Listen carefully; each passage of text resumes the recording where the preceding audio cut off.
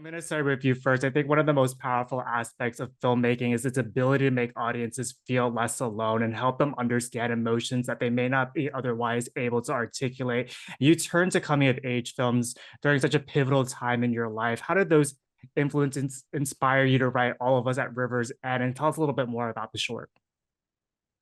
Yeah, brilliant. So for me, I Stand By Me has been my favorite film for since I was probably about 12, like right in the age bracket where, I think that film hits the most. And I had this I wanted to tell a coming of age story because I think it's kind of a genre that's died out over the last, 20 years in the mainstream realm. So I wanted to write a story that kind of like went back to that Breakfast Club, Stand By Me, like iconic films that I feel like people still watch today, like all the time. But it's mainly because it doesn't really come out in cinemas anymore. So yeah, I kind of I had the idea of, going back to Stand By Me, but like, what if I aged them up? What if I, put them right at that cusp of adulthood?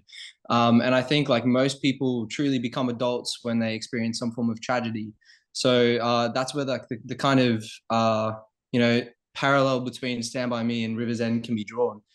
Even though they're two completely different films, completely different like storylines, to me it was important to like kind of like the tagline of the film is "Witness the fire of our youth," and I feel like it's very important to show exactly like the kind of hell that you can go through, and then how that shapes you as a person for good or for bad.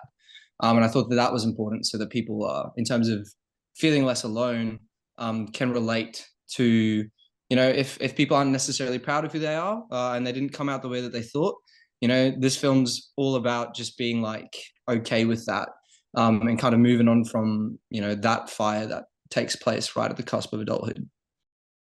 These characters are so layered where they're multifaceted and it's really about embracing the flaws. And Lachlan, this is your debut role. Congratulations, by the way. And there's such an interesting parallel between your background studying psychology and what's asked of you as an actor to get into the headspace of your character, especially with themes so heavy as this. How did those studies lend themselves to the work that you did on this project? It's an interesting tie-in because a lot of to do with River. It was a role, luckily for me, written towards me. So my understandings as a person, what I carry through is my personal values, which would have definitely been shaped by those studies is intrinsic to River as a character. And those sort of like little things that come out, the intricacies in how the boys interact. It's all definitely shaped by that sort of past, that upbringing. Alex, you also mentioned a sense of ease during the audition process and in working with this team. How did that comfort and trust carry over to the set? And how did that help allow you to explore a character whose emotions are often internal and conveyed more through what isn't said? So beautifully. Like, yeah, I remember the reason I got the role actually was, or the audition rather, was a mate of Ruben's, who you might know, Nick Elson. He was the one who directed and did our DOP business. But yeah, from the moment I stepped in there, it was nice, and that carried through right the way through to the set when we were shooting. And I think a big part of that was just them being extremely open and extremely lovely with me. But also just like the dynamic, because we're on a set and this set is, it's on a farm. We got a campfire going.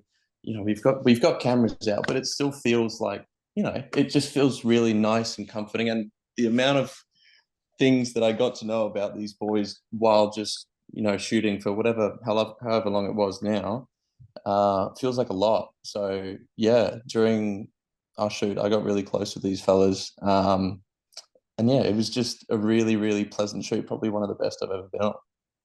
Speaking of that friendship, this film doesn't work unless you believe the chemistry between all four of you. How were you able to build that on such a short time frame? Oh, to be truthful with you, I think we just gelled. And I know that sounds kind of cheesy, but I think it's true. I think we just get along really well. We understand each other, and yeah, we don't get on each other's nerves too much. Too much. No, like for me on that topic, like I initially wrote the script, and then the director of Isle on the Sea, Damien Overton, I handed the script over to him in its very first form, and it was a rough script like back then. The first draft not great. But he read it and he was like, look, if you're going to go through with this, if you're going to make this, you need the perfect cast because the film's either going to sink or swim. So it was a very difficult, task to find these other two characters, Ridley and Keenan. And then when we found them, we just knew because it was, we got along with them, in person. They're just amazing people. But then also like they just fit the character, and specifically for Alex's, character Keenan, Alex made me change the way that character was written because his like energy and the way that he presented himself, I thought was a new version of Keenan that I didn't originally write, and it like just branched off into something even like more cool. So yeah. I'm glad you think it was more cool and not less cool. It was that would be a little bit. It was cooler. More cool was not great English, but Yeah, as somebody who's seen the short, you can feel the sense of kind of their shared past. And Ruben, you've mentioned that each character requires a different approach. How does that change when the character you're playing is one that you also have written? yeah, that's a really good question. That's good. So for me, when I wrote each of the characters, I kind of split all the characters off from like almost like an aspect of my personality. Like they're all very different types of masculinity. And for me, like I wrote Ridley in a very specific way, and then I wrote Keenan and River, and all of them kind of would make one person in a sense because it's a short film. You only have so much time to tell these stories. But then when it came to us all working on our characters, we spent hours and hours and hours going through the history, from when they first met to when certain dynamics started coming into play. And then for me, having to act a role that I wrote for myself was probably one of the most difficult things that I could have possibly ever challenged myself to do, to be honest, because you have the character in your head for how you wrote him, and then you have to bring that to life, and how to do that, and then in a creative field, you have a lot of other people who are reading the script, they're giving their input, and then they might have different ideas about how that character comes into place. And then when you're on set and you have to execute this, it becomes very difficult to I found for me, like I just had to go with what I always originally like wrote him as, because you almost know the character, you've invented him, it's a part of yourself. So it wasn't easy though. I probably, yeah, I don't know if I do it again. I'd do it again, but yeah. Yeah. Definitely. Yeah. Lachlan, again, going back to this being one of your biggest roles to date, what was the most surprising part about this filming experience for you? What did you learn about your own craft from this project that you'll bring on to the next? So being the first one, it was a big sort of dive into the deep end of the pool, getting exposed to everything. But credit to both the cast and the crew.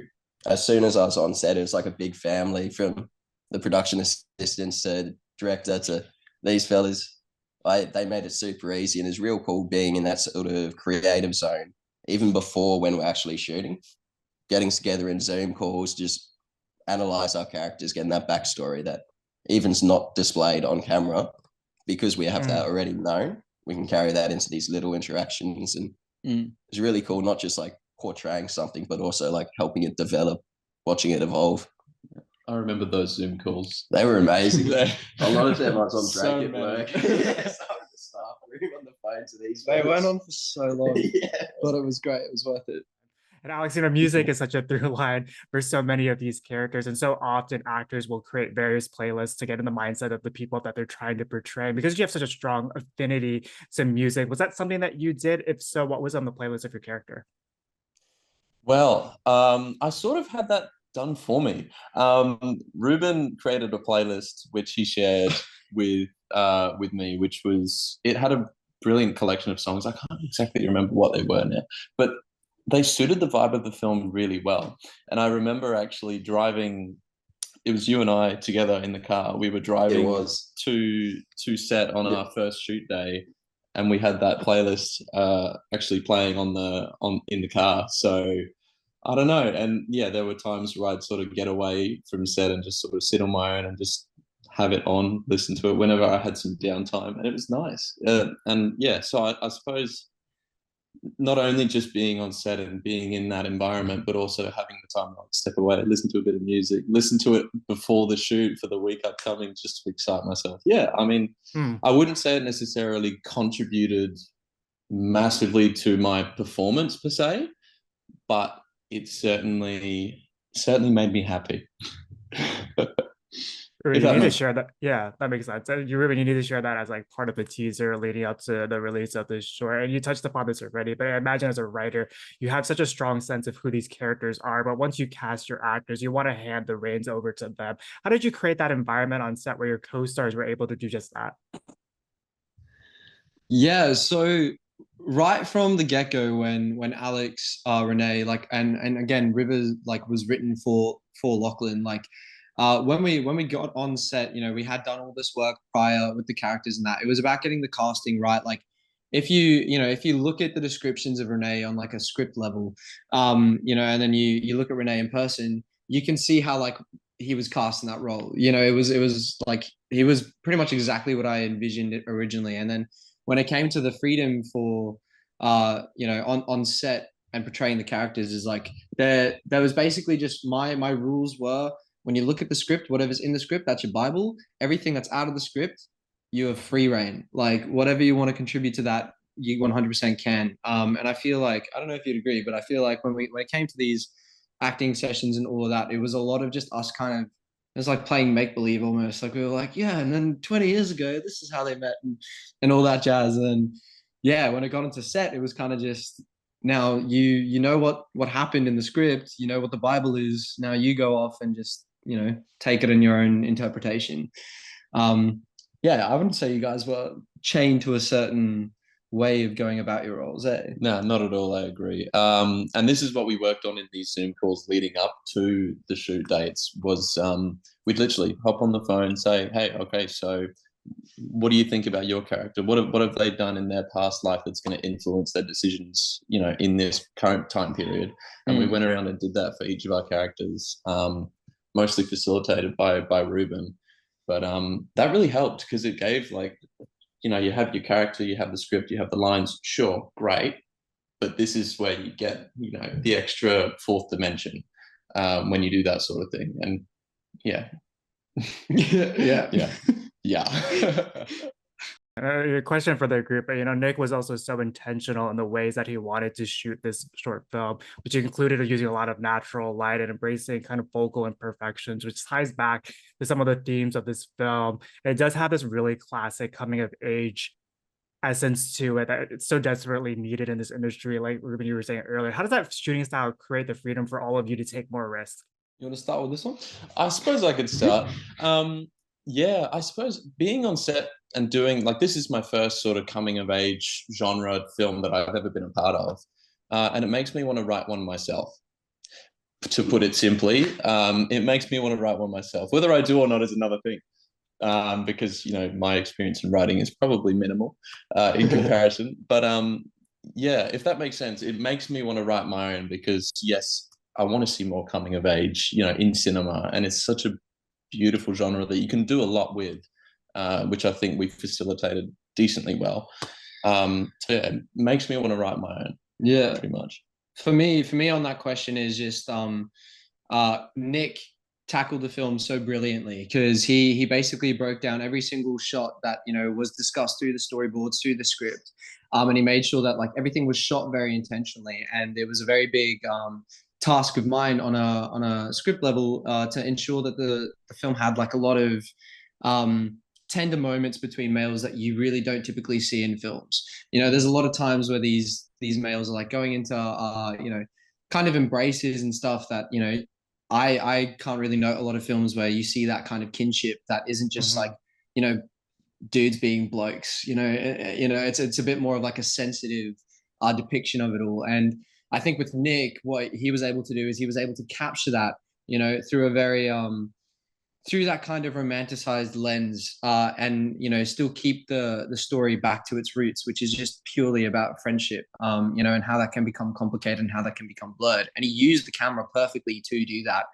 His choice of angles and like just movement and everything, really, like, I feel like the actors and everything almost had the opportunity to dance with the camera. And I think for me, from an acting perspective, that's important for me because I know that like you get some actors will look at a camera and be like, cool, let me get the shot, let me get the perfect performance and all that stuff. But a lot of this was like we had so much time pressure, we just had to get in there. We knew what the planned shot was, And then we basically just had to make sure that we delivered it. We delivered it with everything that we got, but we also just made sure that, like, you know, we aided in the camera telling that story, because that's all it is to me, is like acting as a dancer with a camera. That's probably the best way to put it. And if it wasn't for the way that Nick shot it, wouldn't have facilitated it like that.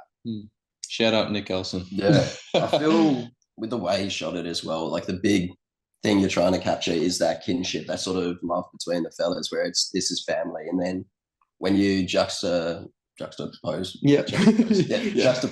certain shots between that sort of love to when there's loss involved in the side by side using similar techniques, it really, that now drives the story and is a real cool sort of creative element from Nick to bring in for storytelling. Definitely agree. Hard follow up after you two covered it all. No, you did fantastic. And it really does capture what you're trying to accomplish with this film. And Ruben, with this being such a deeply personal project, you also wore so many different hats on it, including being an editor. As you're filming these different scenes, are you thinking about how that will play in the final edit, or do you kind of have to keep those separate? Look, my honest answer to that is I wish I didn't have to think about that. I think, honestly, this has been like the most demanding project that I've ever worked on. Like, you know, I think every other project that I've worked on so far, it's very much so you turn up to set, you do your lines, and then you go, and then you pretty much forget about it, because, you know, you don't often stay. But this one, it was from the moment that I wrote it all the way from the moment that that final export was done. You know, I was working on the project with Nick, but, you know, it was a lot of like producing, and acting is a thing in and of itself. Having written the film, producing it, acting, and then also going into the editing suite, you know, when you have another director, that's a lot. And so, like, for me, it was challenging but rewarding. And like, I think, you know, would I do it any differently? No, I would do everything exactly the same way. And, you know, when I was on set, we were shooting things, and you pretty much know they're on the spot. There's some exceptions, but you know they're on the spot whether it's going to work or whether it's not going to work. And you know, whether it goes in with the larger vision. I think you can't get bogged down by the nitty gritty stuff, like the angles or the lighting. You know, you kind of just have to go, is this telling the story that I wanted to tell? Yes, good. Then we tick it off the box, we go and we move on. Because yeah, like for me, it was very important that Nick had the opportunity to shoot the film how he wanted to shoot it and get the moments that he wanted to capture, you know, and still adhere to what the script was originally meant to depict. So would I do it again? Yes, 100%. I think for me now, like, I'm very invested in the post-production of a film, and I think that, like, you have to be very caring with it all, and you have to give it a lot of respect in order for it to come out the way that you want. So I would 100% do it again. I just probably wouldn't do it very soon. I need a break. Yeah. Such an honest answer. You've all been able to screen this, I think, in a couple of different places in Australia, not right now. What has it been like getting to see what you've created with a live audience? Is there a scene in particular that you're really excited for each of you, for audience to see once this comes out? So I'll get over to Alex in a second, but we've done one private screening where we basically just showed a group of family and friends. And so we're going to head into the festival circuit in 2025. But in terms of scenes, yeah, look, I mean, you can't really take a particular scene out of the film and have it on its own. The whole film is like, you know, it's the whole thing. You can't really just watch a certain part of it. My favorite scene personally is there's a certain song, and it's more of a personal one for me, but I absolutely like love just creating the song with, like, you know, Lachlan's my best mate. We've been mates for ages, and we wrote the song like on that farm where we shot the film. So that's why when we shot the film, I thought it was very important that, you know, it was the same location, so we can kind of like recapture that magic. But there was just one day we had a bottle of red wine and we had a guitar and we just wrote the lyrics, and then we started at 6 p.m. we finished at 6 a.m. and then, you know, we performed it for the first time, and there's still like a Facebook video of it, like just me, Lockie, and like a bunch of mates singing like in an apartment. And I think for me, it was really important to, I wanted to capture that again, and I wanted to put it into the film. So for me, that's probably my favorite scene, without going into too much detail. Yeah, that's my favorite scene as well. That was definitely my favorite scene. Yeah. Lucky.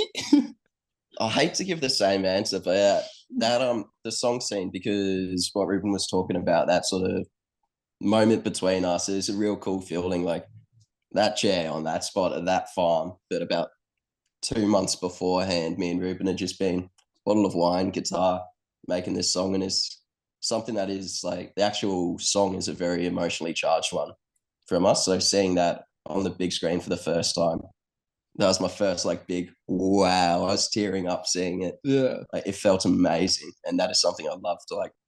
That's my big. I want to share that with the world. Watch everyone see that. You're tackling really timely subject matter. Was for each of you, was there a theme in particular that resonated with you? And what does a day look like when you're decompressing after shooting? Yeah. Oh, you both looked at me. Okay, that's my turn. We're gonna start. Don't spoil anything. Well, I'm scared to talk now. What is this?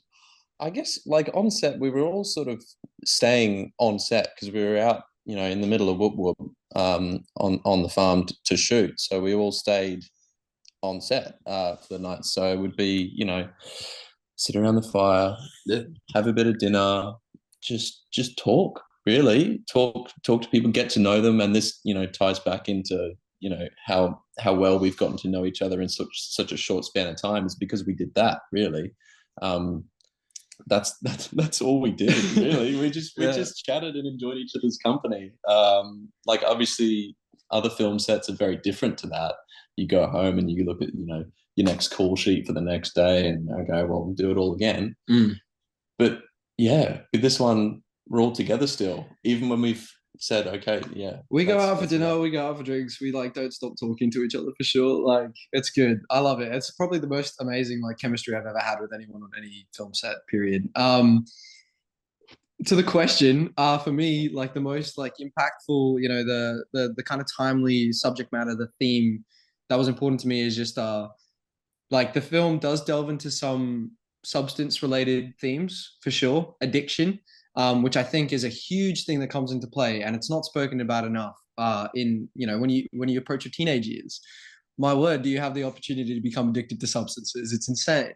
And especially here in Australia, like everyone knows the drug culture is huge. And I think for me, I wanted to implement that into the film, and I wanted to really, show the consequences of those actions. I wanted to show what one parasitic person coming into a group can do to the entire group. And so, yeah, that was a huge theme for me. Masculinity as well. Like, I think now that's more relevant today than ever, because I think that there's so much, there's so many different, perspectives on what masculinity is. And it's like this way, black and white, there's this way, all that jazz. I don't believe in any of that. I think like, if you're a bloke and you're a decent bloke, a chivalrous bloke, you're showing traits of masculinity. It doesn't matter how you present yourself or whatever. And that was also another timely subject, because I think there's just too much discourse around that that's negative. And yeah, so those were super important to me. Yeah. What do you have to add to that? Yeah, I think a real cool aspect, especially in just the sort of character making, was sort of focusing on the like perfect imperfections. So like I wouldn't say there's any like villain of the story or any hero. It's purely that everyone has their good, everyone has their bad, and eventually when grief comes through and loss, it turns into this like conquest where it's good versus bad inside someone and what takes over and how they sort of deal with that. Whether it's like substance abuse, just cocooning, distancing yourself from the others, it's a real cool thing to focus on. Yeah. And to do with how we unwound after set is pretty convenient for us. So luckily the farm we shot on, it's owned by my parents. So we got permission from them to start with. And then me and Ruben, I think it was about half a week before the first shoot, we're like, do you know, it'd be a sick idea? Like we'll pitch it to the parents, make sure they're on board with it. But if all the cast can stay on set, and that way we'll have it's that chemistry you're building then. So after every shoot, we'd pack down, and then it's the four of us and Nick just sitting there talking about what happened in the day, like debriefing completely, having a laugh about what went wrong. Yeah. Reminiscing on what went right. Yeah. Like that's sort of real. And that helps in your whole like four blokes. Yeah. Just chilling together. Yeah. Yeah. It never stopped.